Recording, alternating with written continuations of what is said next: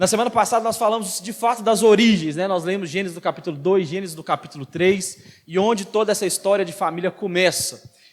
E de fato, para nós entendermos família, nós precisamos voltar nas origens, e por isso que chama origens, uma família absoluta.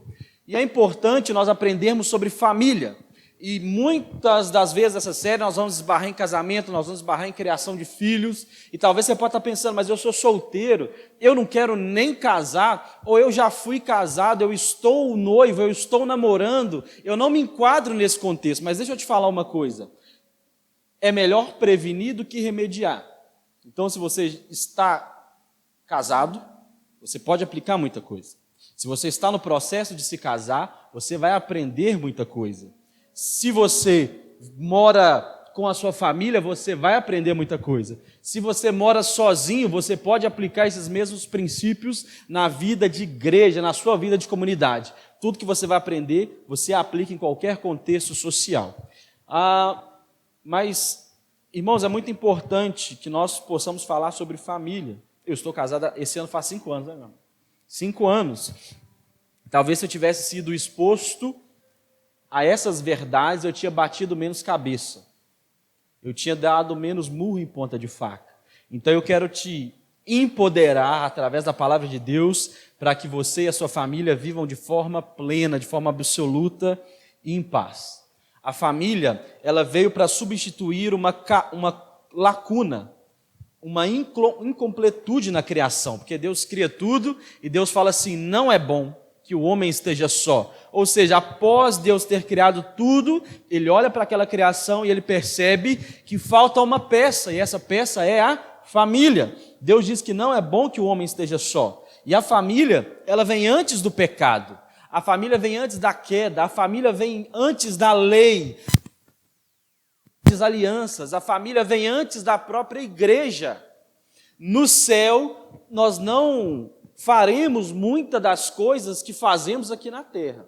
Na Nova Jerusalém não faremos, porque no céu apenas viveremos os propósitos eternos de Deus, e um desses propósitos eternos de Deus é a comunhão. No céu ainda continuaremos sendo uma grande família de Deus. Então é importante que nós aprendamos sobre família, porque Deus não tem um propósito com indivíduos, Deus tem propósito com família. Gênesis no capítulo 12, no versículo 3, ele vai dizer, e abençoarei o que te abençoar, amaldiçoarei os que te amaldiçoarem, está falando para Abraão, e em ti serão benditos, abençoadas todas as famílias da terra. O primeiro livro da Bíblia, Deus deixa claro que o propósito dele, através da aliança com Cristo, aqui representado por Abraão, é abençoar todas as famílias da terra, porque o plano de Deus é com família, é com família. Romanos 8, 29 vai dizer que nós fomos chamados para sermos, olha o que diz esse texto, a imagem do seu filho, a fim que ele seja o primogênito entre muitos irmãos. Nós somos e fazemos parte da família de Deus. Efésios 2, 19 vai dizer que nós não somos mais estrangeiros nem forasteiros, mas nós somos parte da família de Deus. Deus usa figuras de linguagem o tempo todo para representar aleluia. É que eu estou voltando, né? Muito tempo. Deus usa figuras de linguagens da família para falar do nosso relacionamento com Ele. Ele se apresenta como um pai. Ele vai dizer o seguinte, se um pai pedir um pão, se um filho pedir um pão, um pai vai dar uma pedra? Se uma mãe que amamenta, ela pode se esquecer desse filho? Ele vai falar da noiva e do noivo, dessa relação de família. O tempo todo as figuras de linguagem que Deus usa são figuras de linguagem da família. Porque viver uma família absoluta na terra é viver o propósito eterno de Deus. Quando eu vivo esse propósito, eu vivo de fato aquilo que Deus quer que eu estivesse vivendo, como Ele vive com a Trindade e com o seu reino no céu. E aí quando nós vamos falando dessas realidades de família, às vezes você fica pensando assim, mas eu não vivo nada disso. É muito bonito isso aí no roteiro, é muito bonito na Bíblia, mas eu não vivo nada disso na minha casa. A minha família é a família Adams, a minha mãe é a Mortícia, meu irmão é a Mãozinha, minha família é pavorosa, eu não vivo esse negócio lindo, a família de Deus, eu não vivo nada disso, minha família é pavorosa. Você pode estar pensando isso. Que legal, hein? Essa série aí. Mas minha família mesmo, um é drogado, o outro não trabalha, a outra é isso, o outro é aquilo. Está pensando nas bizarrices que acompanham talvez a sua família. E de fato, meu irmão, nós não somos perfeitos. Não somos perfeitos. Mas Mateus 19, no versículo 18, quando as pessoas vão indagar Jesus sobre casamento, ele fala assim, olha, hoje vocês dão divórcio aí, vocês largam a mulher por causa de qualquer coisa, mas no princípio não era assim. Jesus ele começa a traçar um paralelo e dizer o seguinte, no começo não era assim. E aí eu fiquei pensando sobre esse paralelo, e um livro que eu tenho lá em casa, muito bom, sobre família, o prefácio traça um paralelo. Por que hoje nós organizamos como nós nos organizamos? Eu gosto muito da perspectiva antropológica, né? E sociológica, do comportamento da família. E é muito interessante nós traçarmos esse paralelo para pensarmos por que nós somos como somos. Eu lembro que alguns longos anos atrás, eu devia estar com os meus 14 anos, e eu ouvi uma menina que era aqui da igreja falando assim, eu não nasci para cozinhar para homem. Eu não nasci para ficar lavando cueca de homem. E eu achei aquilo assim, falei, meu Deus, o que está acontecendo? Você pensa há 400 anos atrás uma mulher tendo esse discurso? Há 100 anos atrás, não vamos muito atrás, há 80 anos atrás, você pensa a sua avó tendo esse pensamento revolucionário? Eu não estou dizendo aqui nem de certo e errado, ok? Só estou comunicando. Por que nós já nascemos como nascemos e o grande prazer da sua avó, talvez, era cozinhar para homem e lavar a cueca do seu avô? Era o grande prazer dela, talvez. E ter os filhos gordinhos. E ter essa perspectiva antropológica é muito interessante, porque você sabe que lá no ano mais ou menos, lá no ano 0, ou pouca coisa antes disso, na verdade o mundo sempre foi um mundo extremamente machista. E nessa caminhada de pecado, a mulher sempre leva a pior. Isso é uma grande verdade. A mulher, ela sempre é prejudicada nessa relação de família, quando nós temos uma relação doentia. Por que você acha que o juiz ou a lei sempre empurra para que a mulher seja beneficiada? Porque a sociologia, meu irmão, e o direito entende que em situações como dissolução do casamento, a mulher sempre vai levar a pior. Por causa da nossa estrutura de sociedade, enfim. E a nossa sociedade sempre prejudicou muito a mulher. E eu gosto de observar como que Jesus vem restaurando a mulher. Uma vez pegaram um casal em adultério, e aí o homem, vazou e trouxeram a mulher. Jesus, quando pega em adultério, quem tem que fazer? Não tem que cortar na pedrada? Mas peraí, mas tem que dar pedrada nos dois. Mas a sociedade só trouxe a mulher. E Jesus, Filho de Deus, com a sua sabedoria, diz o seguinte, quem não tem pecado pode atirar a primeira pedra. E Jesus restaura essa mulher. E Jesus vai trazendo mulheres para perto do seu ministério. Jesus permitia que as mulheres o tocassem, que as mulheres servissem o seu ministério. E os apóstolos continuam nessa pegada. Jesus começa a valorizar as crianças e as mulheres, e os apóstolos vão dando voz. Você percebe no livro de Atos, meu irmão, como que os apóstolos davam voz às mulheres. Você percebe mulheres que profetizavam, você vê Dorcas, uma mulher que era extremamente influente na sua cidade. O evangelho, ele dá voz para as mulheres, porque, meu irmão, o evangelho, ele não vem com uma proposta de revolução, mas ele vem com uma proposta de restauração. Ele não está revolucionando, ele está voltando tudo para o propósito original. Você percebe isso, como que Jesus trata as mulheres, trata as crianças, como que os apóstolos emparelham as mulheres com os homens, porque na Grécia Antiga se acreditava que o valor da mulher estava entre uma vaca e um pássaro. Sócrates, Platão, Aristóteles vão acreditar que mulher não tem nem alma. Percebe o quão absurdo é isso? E essa cultura às vezes invade a igreja e ela vai passando de geração em geração. Então Jesus ele começa a restaurar isso, mas Constantino faz o que faz e começa a prostituir a igreja, e aí começa o movimento monástico. Para ser crente, para ser servo de Deus, você tem que ir para o monastério e ficar lá sem os prazeres da carne. E aí colocaram a mulher no meio desse tanto de pecado. Por que você acha que padre não casa? Porque mulher é impura. Eu estou assistindo uma série, e aí tem uns padres lá, uns bispos, e fala assim, esse é um homem de Deus, ele é santo, porque ele nunca tocou em mulher, ou seja, quem toca em mulher é impuro. Que loucura, né? Que maluquice é essa? Por isso que fica lá no monte. Mas aí em 1522, Lutero vem com a reforma protestante, e Lutero começa a refazer todas as coisas. E Lutero fala, gente, está tudo errado. Isso aí, Lutero acha Gênesis, diz o seguinte, Gênesis que está dizendo o seguinte, o homem deixará pai e mãe, unir-se a uma mulher e serão uma só carne. E Lutero fala assim, o quê? Eu vou arrumar uma mulher. E Lutero se casa com uma ex-freira chamada Catarina Van Bora.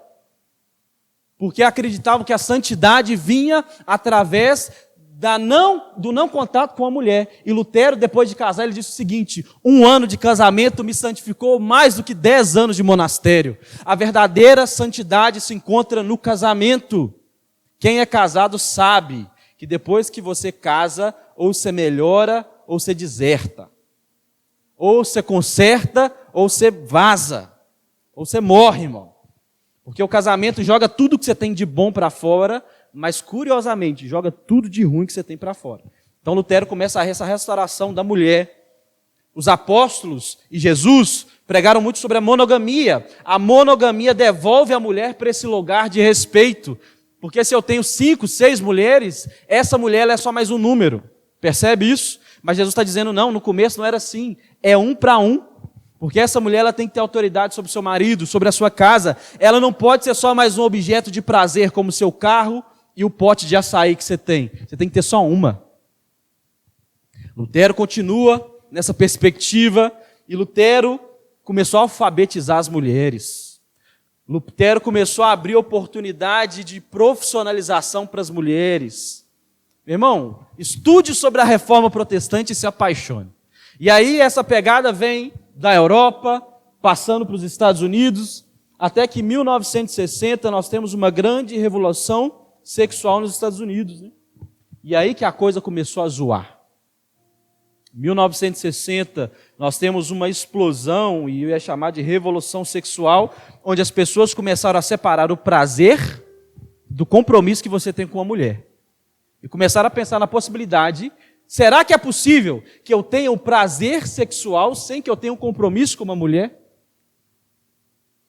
E aí que foi estabelecido o termo playboy, né? Que é simplesmente um garoto que joga. A mulher é simplesmente um objeto de jogo. Certo? Isso trouxe grandes prejuízos para a nossa sociedade. Porque logo quando essa revolução sexual explode e se dissocializa sexo de compromisso, as taxas de suicídio dos Estados Unidos sobem de 19% para 34%. A taxa de adoecimento mental vai de 19% para 31%. Eu vi um professor do seminário dizendo que a sexualidade é uma relação tão profunda que uma relação solta não suporta. Um namoro não suporta. Um rolê de sexta-feira não suporta. E aí nós temos, alguns anos mais para frente, a ascensão dos Estados Unidos, e a Europa perde a frente de governo do mundo, os Estados Unidos assume, e vem essa grande exposição do mundo hollywoodiana, seguido pela Segunda Guerra Mundial, onde 52 milhões de homens foram mandados para a guerra, e as fábricas ficaram vazias. Quem foram para as fábricas? As mulheres. E com quem que as crianças ficaram? Você percebe, meu irmão, que como que o pecado... A família começou a ser desmantelada. Eu separo a sexualidade de compromisso. Depois eu tiro o homem do seu lugar para mandá-lo para a guerra, para matar outras pessoas. A fábrica ficou vazia. A mulher foi para a fábrica. Alguém precisava cuidar da criança. Inventa eletrodoméstico. Esse homem volta para a guerra, volta da guerra, os poucos que voltaram, e ele acha uma mulher que não precisa mais dele. Que ela descobriu que ela pode trabalhar. Na verdade, as mulheres elas foram responsáveis por dar o boom na economia dos Estados Unidos. Os Estados Unidos é o que é. Já viu aquela mulherzinha assim, ó, do lencinho? Os Estados Unidos é o que é porque as mulheres assumiram uma dupla jornada de trabalhar na fábrica e criarem seus filhos em casa. Mas isso deixou uma geração muito doente. Que a sociologia vai chamar dos boomers. Depois vem a sociedade hippie. Ninguém quer trabalhar, é só paz e amor. Eu não tenho mais referência de homem em casa, eu não tenho mais referência de mãe, e a sociedade cresce doente. Logo em seguida, algo que foi muito bom, mas ao mesmo tempo muito ruim, nos anos 60, 70, Woodstock, a grande explosão de sexualidade sem compromisso, muita criança nascendo indesejada, talvez o seu pai e seu avô, que nasceu mais ou menos por essa época aí, é fruto do legalize, está tudo certo. A pílula vem, agora as mulheres têm um controle muito maior sobre a natalidade. Então agora eu saio para trabalhar quando eu quero, eu engravido quando eu quero, e o homem e a mulher, eu estou falando certo e errado aqui? Eu estou só te contando a história. Homens e mulheres estão cada vez mais distantes um do outro. Agora a mulher, ela engravida quando ela quer, ela trabalha quando ela quer, ela descobre que ela não precisa mais do homem. E agora o que ela faz? Os Estados Unidos entram no negócio que foi chamado do divórcio sem culpa. Para você divorciar, você precisava de uma questão legal. Então foi legalizado o divórcio sem culpa. Eu não preciso desse cara, eu não amo ele, eu trabalho, eu cuido dos meus filhos, divórcio sem culpa. Banalização do casamento. 1970, droga, sexo e rock and roll. Uma onda de gravidez de adolescente indesejada, porque eu dissociei família de sexualidade e de compromisso. Muita gravidez de adolescente indesejada. Como é que nós resolvemos isso? Indústria do aborto. Vamos legalizar o aborto. Então eu legalizo o aborto para acabar com as gravidezes indesejadas. Consequência disso, o aumento exponencial de transtornos e desordens psíquicas das mais variadas ordens. Já percebeu que a nossa geração é doentaça? Nós somos muito zoados. Quem de nós, se você nunca tomou uma fluoxetina, assuma seus privilégios. Você nunca foi no psiquiatra, assuma os seus privilégios. Assuma os seus privilégios. Nossa geração é doente. A nossa cabeça está doente, porque desestruturaram família lá atrás. Desestruturaram o que é pai e mãe lá atrás. E aí, essa galera doente perdeu a noção do que é sexualidade, pedofilia, todo tipo de parafilia, zoofilia, todo tipo de maluquice. Irmãos, o negócio ficou tão louco que o Estado, o que é o Estado? O Estado pega um tanto de homem de gravata, né? E aí eles vão regulamentar o Estado. Agora é o Estado que fala o que é família e o que não é família. Nós perdemos tanto a noção do que é família, que foi constituído por Deus há 6.000 anos atrás, lá no Éden. A gente não sabe o que é mais. Agora o Estado, um tanto de engravatado, precisa falar assim, isso aqui é família, isso aqui não é. Porque nós perdemos a noção. A igreja perdeu o seu lugar, os eleitos perderam o seu lugar, e a gente não sabe mais o que é. Homem com homem é família, é união estável, é família. Percebe? É uma loucura. Os adolescentes da igreja não querem casar, mas os gays estão brigando na justiça para poder casar. Você está percebendo que ela zoou lá atrás e o negócio veio zoado? E por que você hoje acha um absurdo a possibilidade de você servir um homem? E você, homem, acha um absurdo você gastar a sua vida servindo uma mulher? Porque você nasceu no meio disso aí. E você nem sabe como que era antigamente. Por isso que nós vamos nas origens. Mas, sinceramente, essa para mim é a pregação mais difícil. Romanos capítulo 12, versículo 2. Não se conforme com esse século, mas mude aqui, ó. Mudar aqui que é o difícil, irmão. Mudar isso aqui, ó, é muito difícil. Para de pecar, faz um jejum, ensaia, vem na igreja, serve a Deus, evangeliza. Moleza, irmão. Mas mudar o negócio aqui dentro, ó, é muito difícil. Mas é o que a palavra vai dizer, no princípio não era assim. Por isso nós precisamos voltar para repensar a família, para repensar princípios, para repensar papéis. Abra sua Bíblia, Efésios, no capítulo 5, no versículo 21.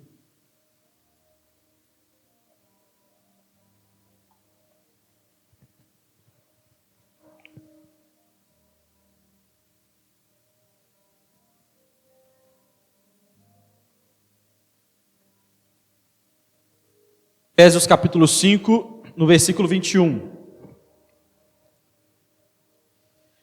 Efésios capítulo 5 e capítulo 6 vai falar sobre família.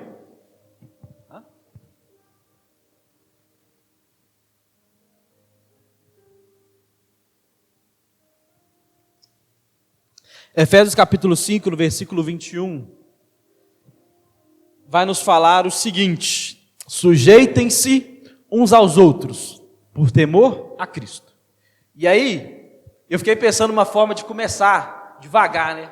Porque olha só, leia o versículo, olha, projeto 22 aí. Mulheres, sujeitem-se cada uma ao seu marido, como ao Senhor. Eu falei, Jesus, no primeiro dia eu não posso mandar essa no peito das irmãs. A gente precisa amaciar primeiro, entender todo o contexto do que nós estamos falando, para você que tem uma veia rebelde na sua vida, não vá embora correndo desse culto. Então nós vamos falar só do versículo 21.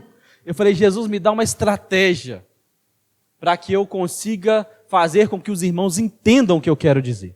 Então nós vamos ler só o versículo 21 e vamos gastar um tempinho nele. Nos próximos dias nós falamos do restante. Então, versículo 21 vai dizer, sustentem-se. Lembrando que o capítulo 5 e o 6 vai falar sobre família. Nos próximos dias nós vamos conversar sobre isso. Capítulo 5, versículo 21. Sujeitem-se uns aos outros. Sujeitem-se uns aos outros pelo temor de Cristo. Paulo, ele começa dando a receita de como fazer família.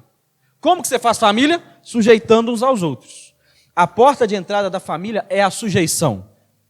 Sujeição nada mais é do que se colocar debaixo. Permitir que o outro te influencie, é servir o outro. Sou sujeito. Então eu sou seu servo. Estamos aqui. E Paulo está dizendo, sujeitem-se uns aos outros. E esse, meu irmão, é o padrão, não somente na família, mas é o padrão de comportamento cristão. Às vezes fala assim, pastor, como é que eu posso ser um bom marido? Como que você é um bom cristão? Ué, você não rouba, você não mente, você não fala mal dos outros, você é fiel. Tudo que você faz para com o seu irmão, você faz com sua esposa ou com seu marido, você vai ser um ótimo marido. Obviamente com muito mais zelo, né? Que é a pessoa que dorme do seu lado. Esse é o seu pai, é a sua mãe. Mesmo padrão de comportamento para crente, irmão para com irmão, é para com o cônjuge. E aí, meu irmão, Paulo começa dizendo, sujeitem-se uns aos outros. O padrão para começarmos a falar sobre família é sujeição. Se você não está disposto a se sujeitar ao outro, vai dar errado. Se você se casou, ou melhor, se você não se casou, você que está solteiro, namorando, você que está noivo, você que está com crush aí, escute isso. Escute isso. Corra de pretendentes que sejam egoístas. Se você está pretendendo casar com alguém que é egoísta, fuja enquanto é tempo, corra para as colinas. Se você já se casou, nós precisamos trabalhar sobre a sua humildade, porque o egoísmo vai destruir a sua família. A palavra humildade vem do grego, que é humus, que é terra. Então, fala de quem está ali embaixo, quem está na terra, quem está com a cara no pó, como diz o crente. Se você pretende casar com um egoísta, não faça isso. O que é a humildade na prática? Ora, eu sei que eu posso, eu sei que eu tenho direito, mas eu não vou me apegar a isso. Então está lá na sua família, na sua casa, você sabe que fulano está errado, você sabe que você poderia chegar nele e dar nele uma dura, você sabe que você está cheio de razão, mas eu não vou me apegar a isso. Eu prefiro abrir mão do meu direito. Eu prefiro abrir mão e assumir o prejuízo. Isso é humildade. É quando eu assumo o prejuízo. É quando eu penso menos em mim, menos de mim, e priorizo o outro. Ou seja, um egoísta vai trazer muito prejuízo para as relações familiares. Família não dá certo se não tiver humildade. Não dá, irmão. Não dá certo. Se for uma família de gostosão, é a família da Kardashian, né? Todo mundo é maravilhoso. Todo mundo é lindo, doutorado, não vai dar certo. Não vai dar certo. Já ouviu aquele ditado, 2 bicudos não se beija? Se não houver humildade, submissão na família, e eu não estou falando de homem e mulher, eu estou falando de família. Homem, mulher, homem, cachorro, todo mundo. Se não houver humildade, não vai funcionar. Família só dá certo se tiver humildade. Todos os problemas de família se resumem em falta de sujeição para com o outro. Me fala um problema aí, meu. qualquer problema, e nós vamos quebrando isso aí, ó, vai chegar em falta de sujeição ao outro. Fulano é bagunceiro, deixa tudo fora do lugar. Ele não se sujeita aos cuidados da casa que o outro gosta. Fulano é isso, fulano não tem compromisso, não paga isso.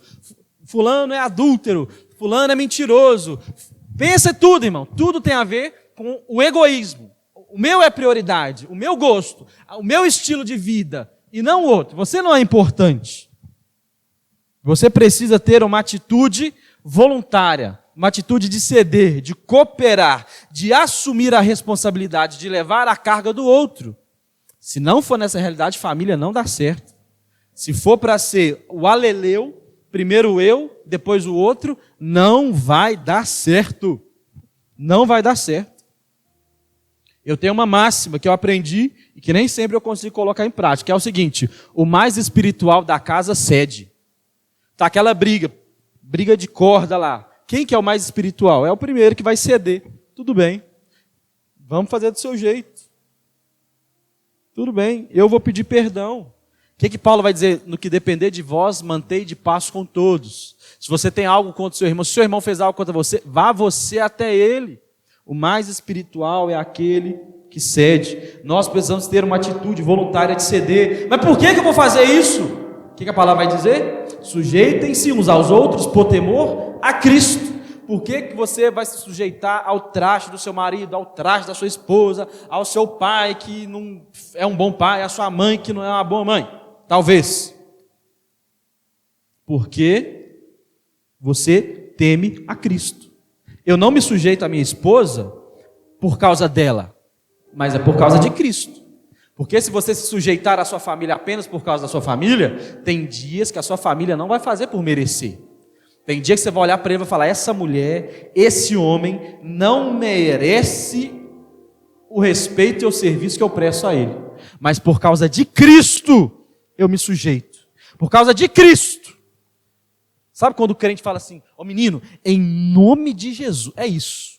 Fulano, é em nome de Jesus. Não é por você, mas é por Cristo. Não é pela família, mas é por Cristo. A partir de hoje, meu irmão, que haja em você esse espírito de sujeição à minha família por amor e temor a Cristo. Então por que nós nos sujeitamos uns aos outros? É porque todo mundo é lindo, é maravilhoso, é minha família. Cristo, por amor e temor a Cristo, para que nós possamos desaguar numa conclusão. O versículo 1 vai dizer que o fato de nós estarmos em Cristo nos empodera para algumas realidades. Se por estarmos em Cristo, temos algum conforto, alguma exortação de amor, alguma comunhão no Espírito, uma profunda afeição e compaixão, o que a palavra de Deus está dizendo? O fato de você ser crente, salvo, eleito em Cristo, se por estarmos em Cristo nós temos você tem motivação, e a palavra motivação aqui é melhor, a tradução melhor seria um conforto. Ou seja, o crente ele tem uma habilidade de trazer conforto, de influenciar, de animar, de consolar. Essa é a função da família. Você chega em casa arrebentado. E a sua família é aquela que traz conforto, é aquela que te influencia, é aquela que te anima, é aquela que te consola. Um dia eu voltando da terapia, e a minha família foi uma bênção na minha vida, mas com muitos defeitos, como todas as famílias. Tenho certeza, se a gente for abrir uma roda aqui, para cada um contar os BOs da sua família, não há Rivotril que acalme essa alma angustiada. Mas Jesus, ele nos restaura. Então, eu tive uma família abençoada, mas com muitas dificuldades. E um dia, voltando da terapia, minha psicóloga me perguntou: quando você tinha um dia muito difícil na escola, sabe aquele dia difícil? Sei lá, que alguém te bate, que você chorou, que você ficou com medo. Quem que te acolhia em casa? Quem que te abraçava e falava: meu filho, o que aconteceu? Como foi o seu dia? Eu falei: tem isso? É tipo o estagiário da empresa: vocês estão recebendo para trabalhar aqui? É sério? A minha mãe estava preocupada demais, cozinhando, arrumando casa, lavando a nossa roupa. Ela também não recebeu isso da mãe dela. Você entende? Ela não chegava da escola e a mãe dela perguntava: como foi o seu dia? E nós vamos nos adoentando. Mas a família é esse lugar que olha para o outro e fala, fulano está quietinho hoje, o que foi? O que aconteceu? Você quer conversar? Mas muitas das vezes isso não acontece. Mas o fato de só de nós estarmos em Cristo, nós temos o poder de motivar. E não é motivar coach mais 7. É de influenciar, é de consolar, é de compartilhar a palavra de Deus. Nós também podemos exortar. Exortar em amor. A família é essa. E a palavra exortar no grego significa chamar para o lado. A família é essa que chama para o lado. Fala, olha, esse caminho aí não está legal. Eu lembro uma vez que meu pai chegou para mim. Na minha família a gente nunca foi de conversar muito assim. Mas meu pai chegou, uma namoradinha que eu tinha e falou assim, ó, esse trem vai dar ruim. Essa menina não presta. Irmão, não precisa nem te falar, obviamente deu ruim. A família é essa que chama para o lado e exorta. Também nós temos comunhão com o Espírito. O fato de estarmos em Cristo nos faz uma comunhão com Cristo, com o Espírito. Família não é só pedaço de carne junto, meu irmão, mas nós temos algo que é maior que nós. Ali, ó, o último vai dizer que nós temos uma profunda afeição e compaixão. Na revista Corrigida vai dizer que nós temos entranhados afetos. As pessoas na Grécia Antiga acreditavam que a sede, a central das emoções ficava nas entranhas. Então o que o autor está dizendo? Nós temos algo que nos faz estar ligados por dentro. Eu tenho um negócio aqui dentro que me amarra com você. Não é só externo, mas nós temos um afeto que é de dentro. E aí Paulo está dizendo, porque vocês, por natureza, já têm isso tudo, vocês podem fazer melhor. Porque isso aqui é item de fábrica.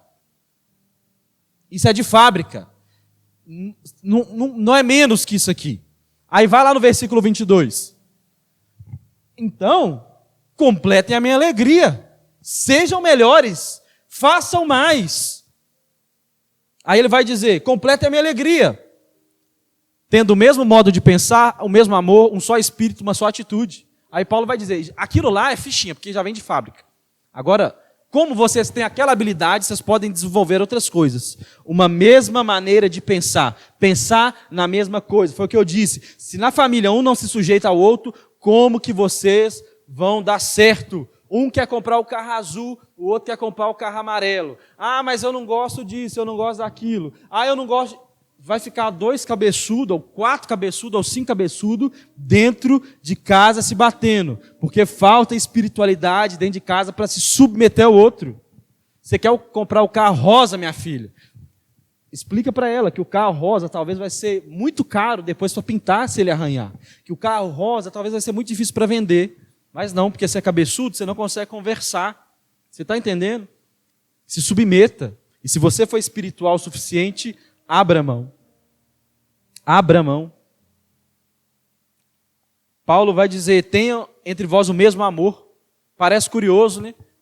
Mas amem-se na mesma proporção. Que haja em vocês o mesmo nível de doação para com o outro. Porque às vezes em algumas realidades nós vemos uma mãe que se mata, e se mata, e se mata, e se mata, e se mata, e se mata. E às vezes o filho ou o marido, ou seja lá quem for, não se oferta na mesma dimensão daquela relação, não se oferta. E meu irmão, muito disso que eu estou falando aqui, quando eu era filho eu não colocava em prática, porque eu não tive ninguém para me ensinar, e você está tendo a oportunidade de ouvir isso. Não seja um ingrato, lave o seu prato, leve pelo menos o seu prato para a cozinha, porque sua mãe às vezes levantou cedo, já arrumou casa, já fez a comida, já fez tudo.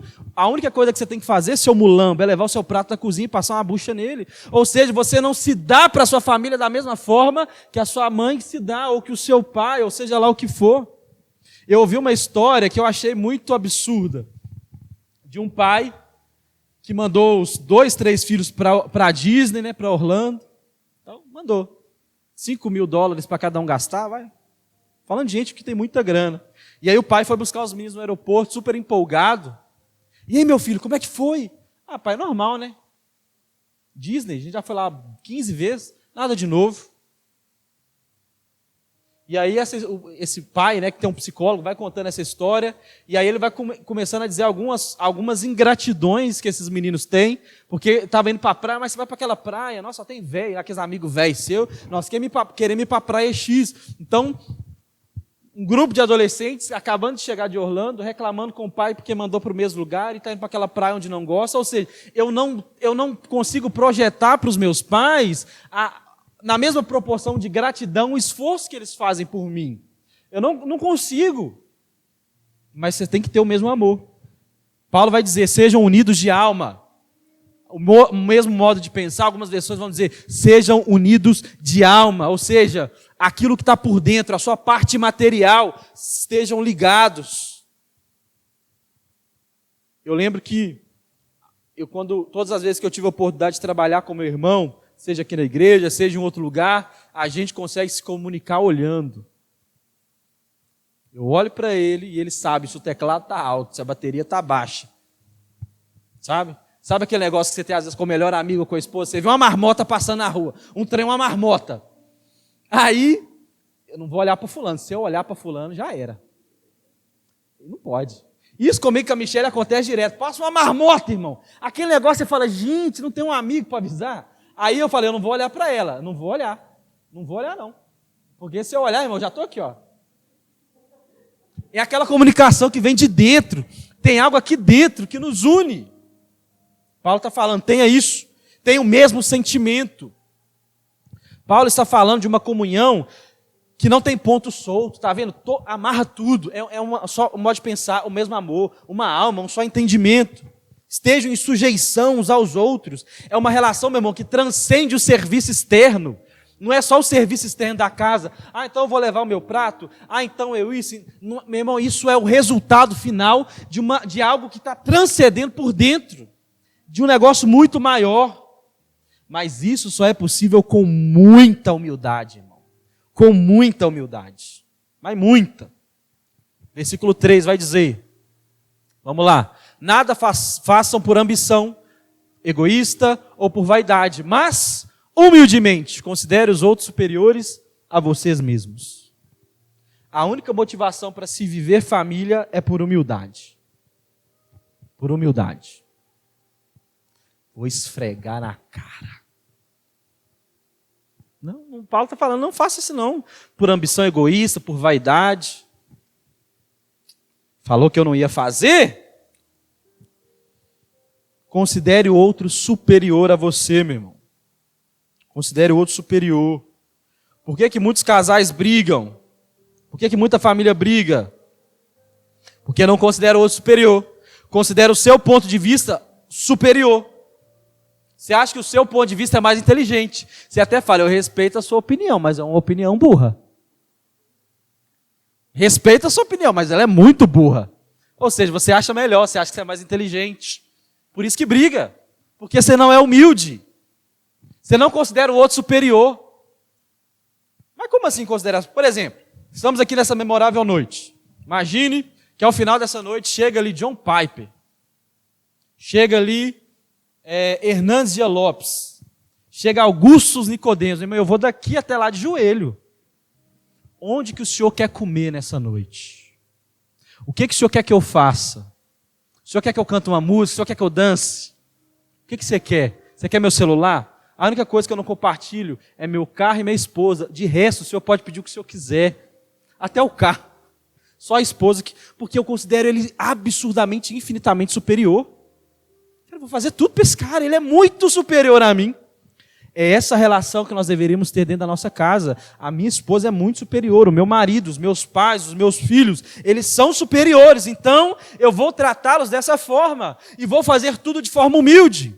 Você acha, meu irmão, que o morador de rua, deixa eu pegar um exemplo bem chulo, bem politicamente incorreto. Você acha que o morador de rua, no dia do aniversário dele, ele está muito indignado, porque o presidente da República não ligou para ele no aniversário dele? O Bolsonaro não me ligou. Você acredita nisso, fulano? Não, irmão, ele não está. O morador de rua tem uma consciência social de onde ele está. Ele tem. Humildade, humus, aquele que está lá embaixo, está na terra, ele sabe que o negócio está ruim, irmão. O nosso espírito tem que ser de humildade. Sabe, a gente se acha muito maravilhoso. O pastor não me cumprimentou hoje, você acredita? Ó, vossa majestade. Eu não sabia que tinha aqui, né? A gente é muito maravilhoso, irmão. A gente se ofende muito fácil. Eu não mereço isso, não. a gente é muito maravilhoso. Por falta de humildade, porque nós não nos sujeitamos. Eu não me esqueço de uma vez, eu era, assim, tinha 6 meses de pastor. Isso aí, meu, foi milagre, tá? Isso aqui não é regra, não. Estou contando testemunho. A menina chegou para mim, eu tinha uns 6, 8, tinha nem um ano de pastor. A menina chegou para mim e falou assim, apontou o dedo assim, ó, por essa luz. Apontou o dedo na minha cara e falou assim, você não é pastor, não, você não é homem, não. Você é um moleque para mim, você não representa nada. Você não é pastor, não. Você é um pedaço de pau, a mesma coisa. Irmão, foi um milagre. Eu acho que Jesus desceu na hora e falou assim, não, segura ele, segura. Aí eu tive uma graça e falei assim, minha filha, eu estou aqui para te servir. Como que eu posso ser alguém melhor? Me ajuda então.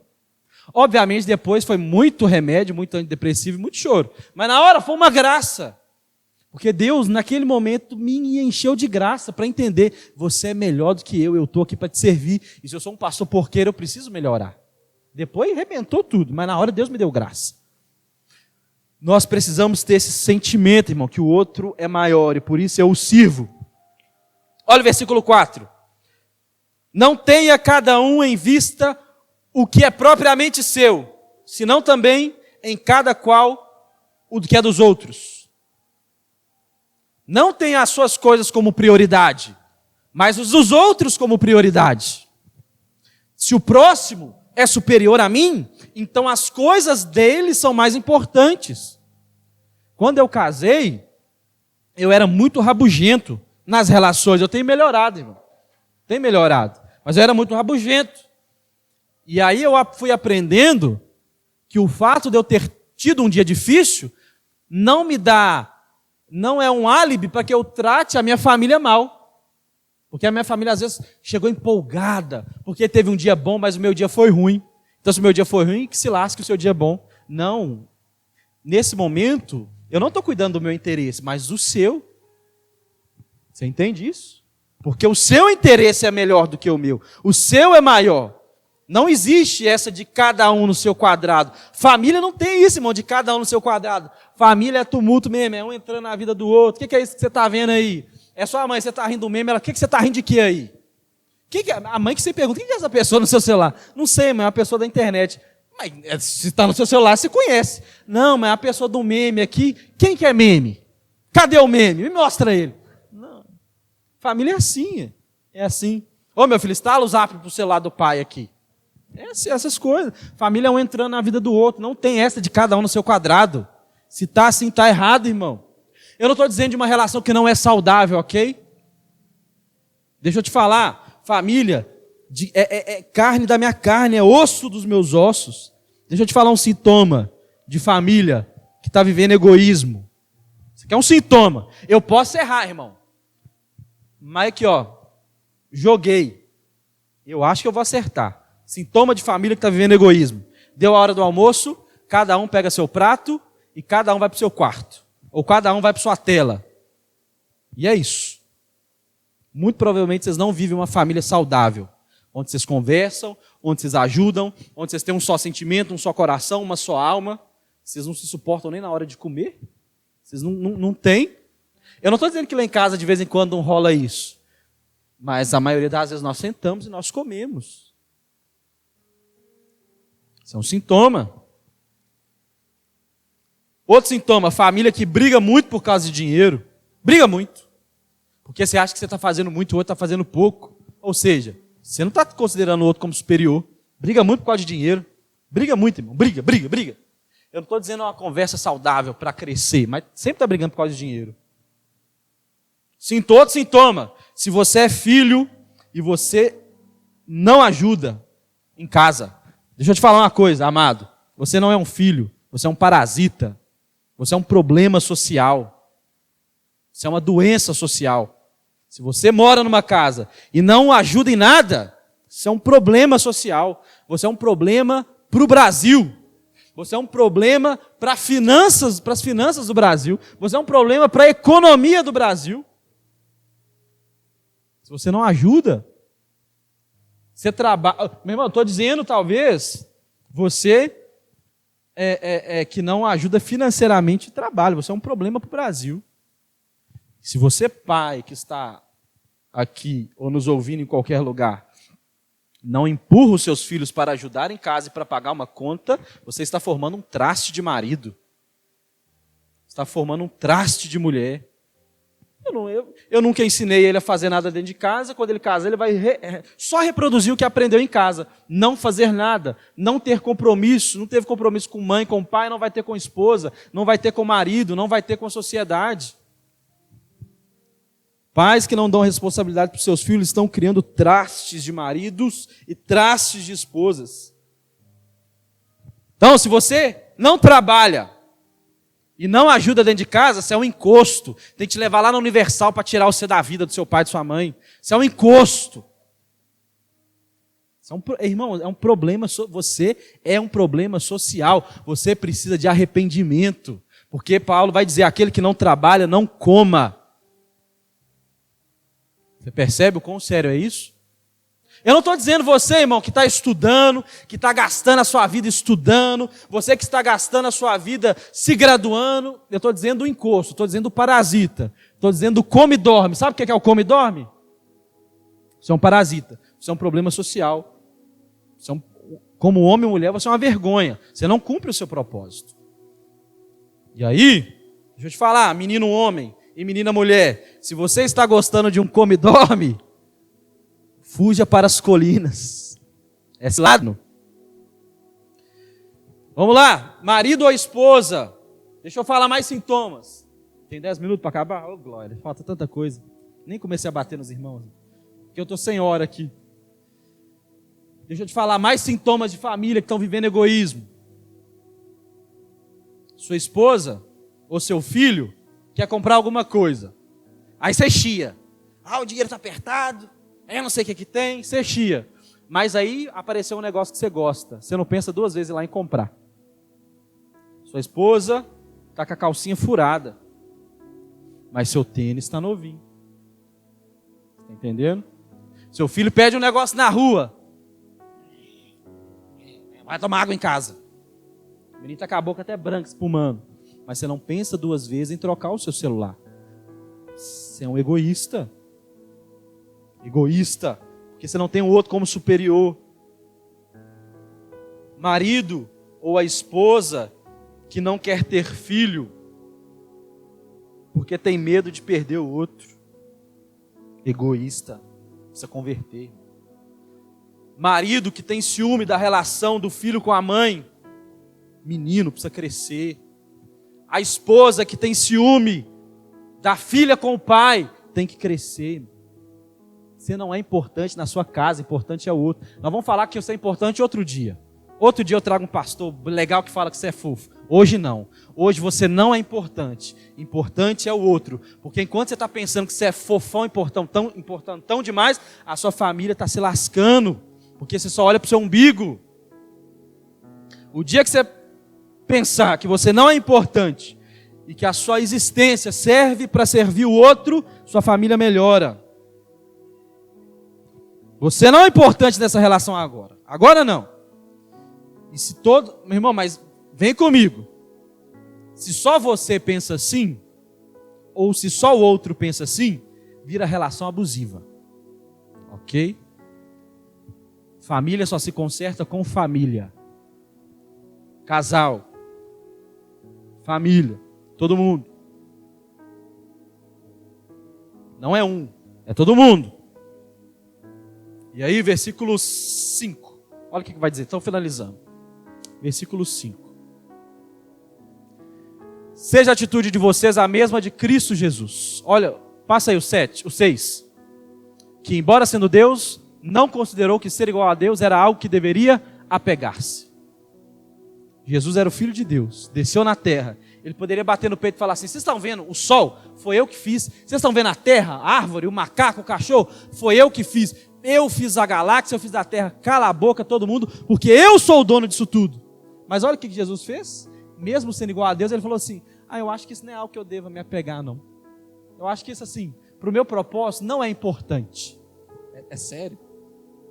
Jesus, o Filho de Deus, o próprio Deus, olhou para ele mesmo e falou assim: eu acho que não é importante eu ficar... Não é algo que eu deva me apegar. Não vou ficar, não é.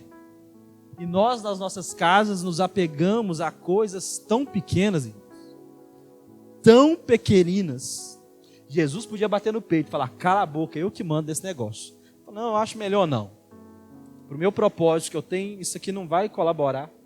Porque eu vim para ser humilde, para te ensinar sobre humildade. E quem quer ser humilde, não se apega a nada. Na vida familiar, nós temos muitas coisas para se apegar, meu irmão. Nós temos muita razão. Todo ser humano tem muito brio. A gente tem um brio. A gente tem. Provavelmente você já ouviu na sua casa. Tudo nessa casa sou eu. Eu trabalho igual um escravo, ninguém me valoriza. Vocês vão ver quando eu morrer. Você lembra lá em 1927 que você me falou aquilo, eu não esqueci. A mulher fala, às vezes o homem, bem que a minha mãe me avisou. O pai saudosista, eu construí essa casa, então vocês vão ter que me respeitar. Sabe, muitas coisas para a gente se apegar, para a gente não nos colocar debaixo do outro. Mas sabe o que Jesus fez? Com toda a divindade, versículo 7. Mas se esvaziou a si mesmo, vindo a ser servo, tornando-se semelhante aos homens. O Filho de Deus poderia bater no peito e falar, cala a boca todo mundo. Eu sou o pai aqui, eu que mando. Não, isso não é importante não. Eu prefiro me esvaziar de tudo que eu poderia me vangloriar e servir vocês. Você tem motivos para bater no peito da sua casa e falar, tudo bem, legal, parabéns. Mas olha qual que é o conselho de Paulo. Cego de Jesus, se esvazia. Sabe a bola? Baixa ela um pouquinho. Abaixa um pouco. Jesus serviu os outros. Jesus abriu mão, se esvaziou e gastou 33 anos servindo aos homens. E às vezes muitos adolescentes chegam para mim e falam, pastor, não aguento mais a minha mãe. Ela provavelmente nem você. Não era nem para você estar em casa mais, meu filho. Eu não aguento mais os meus pais. Jesus aguentou 33 anos. Nós aqui, irmão, chorando. E era um homem perebento, mulher aleijada, prostituta, cachaceiro, homem mentiroso, homem ladrão, político. Jesus servindo esse povo todo. E você não aguenta a sua mãe, tadinho. Você não aguenta o seu pai. Nós temos motivos, talvez, para nos apegar. Mas o nosso padrão é Jesus, é nos esvaziar. Esse mesmo sentimento deve estar em nossas casas. A cultura do serviço deve ser uma realidade. Ah, mas lá na minha casa ninguém pede. Na minha casa também ninguém pede. Na casa dos meus pais ninguém pede. Mas eu aprendi no que depender de mim eu vou servi-los. No que depender de mim, vou servir. Entende? No que depender de mim. Essa pregação é para mim, irmão. Eu não estou pregando para sua família, eu estou pregando para você que está aqui. Deixe claro para o outro que você está pronto para servi-lo. Aí no versículo 8, olha o que vai dizer, Filipenses 2:8. Estou finalizando. E sendo encontrado em forma humana, humilhou-se a si mesmo e foi obediente até a morte e morte de cruz. Qual que é o limite? Para servir a sua família e se sujeitar a ela, até morrer por ela se precisar. Até morrer por ela. Literalmente, se for necessário, sim. No Brasil eu acho muito difícil que isso aconteça. Mas mate o seu egoísmo pela sua família, mate o seu orgulho, mate a sua preguiça, mate a sua ignorância, mate as suas limitações. Às vezes a sua família está perecendo porque você é limitado. Limitado mesmo, como indivíduo. Você não sabe administrar a sua casa, o seu dinheiro, as suas emoções. E aí você está ferrando a sua família, me desculpa a expressão, porque você é limitado. Porque as suas emoções são doentes. Porque você é zoado, irmão. E o que você vai fazer? Você vai matar essas coisas por causa da sua família. Você vai procurar uma terapia. Você vai tomar remédio se for preciso. Você vai conversar com o seu pastor. Você vai fazer um curso de educação financeira. Você vai concluir os seus estudos para que você tenha um salário melhor para dar uma vida mais confortável para sua família. Percebe? É se matar, irmão. Pelo outro. Não é pelar o outro. É se matar pelo outro. Porque na vida... você precisa entender que você não é importante na sua casa. Importante é o outro. Mate essas coisas. Como diz em 1 João no capítulo 3, versículo 16. Nós provamos o nosso amor Cristo prova o seu amor para conosco quando ele deu a sua vida por nós. Nós devemos dar a nossa vida pelos nossos irmãos. Lembre-se que essa pregação não é para a sua família, é para você. Então você vai voltar para casa e você vai ver como você pode se submeter à sua família. Como que você pode servir melhor a sua esposa, o seu marido, os seus pais. Eu não sou casado, mas eu espero que um dia você seja. E é melhor que você já vá inculcando essas coisas para você não bater cabeça. Aí vamos pular para a gente finalizar lá para o versículo 14. Filipenses 2,14. Façam tudo sem queixas nem discussões. Próximo. Para que venham a tornar-se puros e irrepreensíveis, filhos de Deus, inculpáveis no meio de uma geração corrompida e depravada, na qual vocês brilham como estrelas no universo. Lembra daquele panorama que nós trouxemos de Jesus até as nossas revoluções do Estado e família? A proposta é que vocês sirvam uns aos outros. A proposta é que vocês amem uns aos outros e façam tudo sem reclamar. Não é para levar o prato para a cozinha bater no pé. Não é para abrir mão dos planejamentos familiares bater no pé. Mas é para fazer sem reclamar.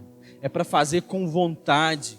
Para que você se torne alguém puro. Para que você se torne alguém irrepreensível. No meio desse planeta zoado, no meio dessa geração corrompida, porque se a sua família cumprir esses propósitos, vocês brilharão como estrelas no universo. Olha isso, meu irmão. Olha essa fala de Paulo. Quando você serve uns aos outros, quando você acha, sabe, você brilha, você destaca, sabe? É sabor de mel. É isso. Agora pode.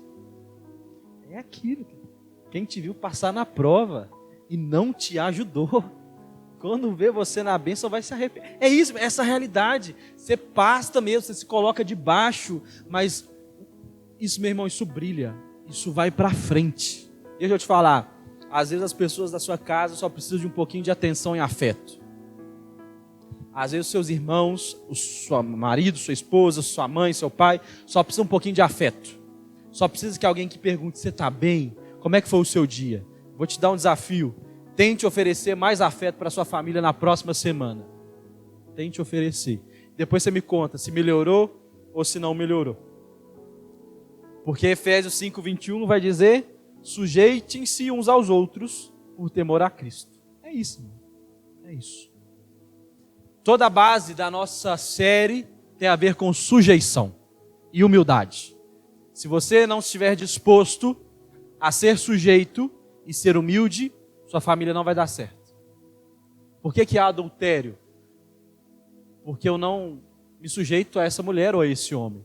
Por que há briga? Porque eu não me sujeito a essa mulher ou a esse homem. Por que há dissensões? Porque eu não me sujeito a essa mulher ou a esse homem. Mas quando eu me sujeito por amor a Cristo, o resultado disso, meu irmão, é perfeição, pureza, e eu ganho destaque. Vamos orar? Fica de pé no seu lugar.